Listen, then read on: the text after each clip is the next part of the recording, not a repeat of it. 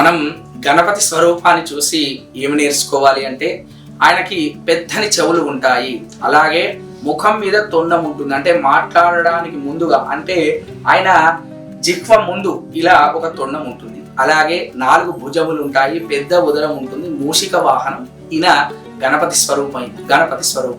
అయితే దీంట్లో నుంచి మనం నేర్చుకోవాల్సింది ఏంటంటే ఆయన పెద్ద చెవులను చూసి ఎక్కువ విషయాన్ని వినాలి, అలాగే ఇట్లా మూతి ముందు తొండం ఉండడాన్ని చూసి తక్కువ మాట్లాడాలి అనేటువంటి విషయాలను తెలుసుకోవాలి. అలాగే ఆయన 4 భుజములు ఉన్నాయి. 4 భుజములు అంటే మనకి మానవులకు 2 భుజములు ఉంటాయి, కానీ ఈ 2 భుజములతో కూడా అంటే మనం ఒక్కసారి బయటికి వెళ్తే 4 పనులు చేసుకొని వచ్చే విధంగా ఉండాలి అనేటువంటిది ఆయన స్వరూప పరమార్థం. అలాగే మూషిక వాహనం ఉంటుందండి.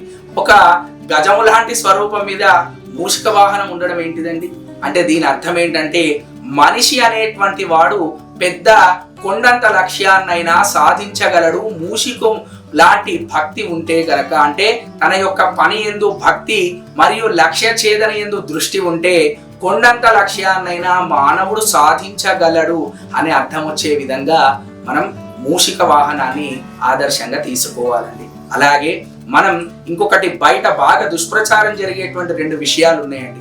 సిద్ధి బుద్ధి అనేటువంటి వాళ్ళు వినాయకుడి యొక్క భార్యలని బాగా దుష్ప్రచారం జరుగుతుంది. ఇది ముమ్మాటికి తప్పు. సిద్ధి బుద్ధి అనేటువంటి వాళ్ళు వినాయకుడి యొక్క భార్య కాదు, వినాయకుడికి వివాహం కాలేదు.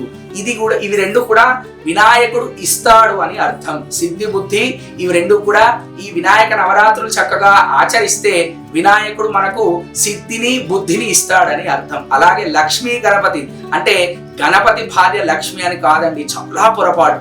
ఎందుకంటే గణపతికి లక్ష్మీ అమ్మవారు తల్లి లాంటిది కాబట్టి మనం ఎప్పుడు కూడా అట్లాంటి పొంతనలు కలపరాదు. లక్ష్మినిచ్చే గణపతి అని అర్థం. అంటే లక్ష్మీ గణపతి అంటే లక్ష్మినిచ్చేవాడని, సిద్ధి బుద్ధి గణపతి అంటే సిద్ధి బుద్ధినిచ్చేవాడని, వరసిద్ధి గణపతి అంటే వరములను త్వరగా సిద్ధింపజేసే వినాయకుడని మనం ఇక్కడ అర్థం తీసుకోవాలి తప్పితే వాళ్ళని భార్యలుగా పొంతన చెయ్యరాదు. అలాగే ఇంకొక బాగా తప్పుడు ప్రచారం ఇంకొకటి కూడా జరుగుతున్నది. మనకి నవరాత్రులు అంటే 9 రోజులు పూర్తిగా చేసి 10వ రోజు పొద్దున ఉద్వాసన చేస్తేనే వాటిని నవరాత్రులు అంటారండి. మనకి వీలుకు తగ్గట్టుగా 3 రోజులు 4 రోజులు 5 రోజులు ఇక 9కి ముందు ఎన్ని రోజులు చేసినా అవి నవరాత్రుల కిందకి రావు. నవరాత్రులు అంటే ఖచ్చితంగా 9 రోజులు దీక్షతోటి ఉండి ఏకభుక్తం ఉండి భూశయనం చేసి మాంసాహారాన్ని విడిచిపెట్టి కామక్రోధ లోప మద మాత్సర్యాలన్నిటిని అదుపులో పెట్టుకొని ఎవరైతే పైన చెప్పిన విధంగా నవరాత్రులను ఆచరిస్తారో దీన్నే వినాయక నవరాత్రులు అంటారు తప్పితే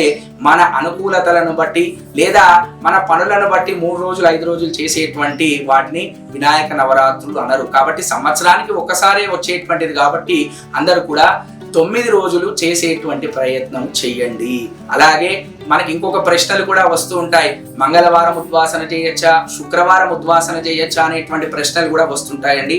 9 రోజులు పూర్తయిన తర్వాత 10వ రోజు ఏ రోజైనా ఉద్వాసన చేయవచ్చు. శుక్రవారం అయినా చేయవచ్చు, మంగళవారం అయినా చేయవచ్చు.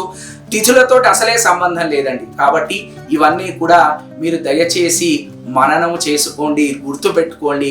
వినాయక వ్రత మండపాల దగ్గర మనకు ఉండాల్సినటువంటిది భక్తి తప్పితే ఆడంబరములు కాదు. కాబట్టి ఇవన్నిటిని కూడా దృష్టిలో పెట్టుకొని మనకు తెలుసు. ఎందుకంటే భాగ్యనగరం ఎప్పుడు కూడా భాగ్యంగా ఎందుకు ఉంటుంది అంటే కలవు చండీ వినాయకు అన్నారు. అంటే వినాయకుడిని అమ్మవారిని ఎవరైతే కలియుగంలో పూజిస్తారో వారికి తప్పకుండా అనుగ్రహం కలుగుతుంది. ఈ రెండు నవరాత్రులు మన భాగ్యనగరంలో ఉన్నటువంటి వారు తప్పకుండా ఆచరిస్తారు కాబట్టి ఇప్పటి వరకు భాగ్యంగా ఉంది. ఇక నుంచి కూడా ఇదే ముందుకు వెళ్ళే విధంగా మనం అందరం కూడా ప్రయత్నం చేద్దాం. ఆ గణపతి అనుగ్రహాన్ని పాత్రులవుదాం. జై శ్రీమన్నారాయణ.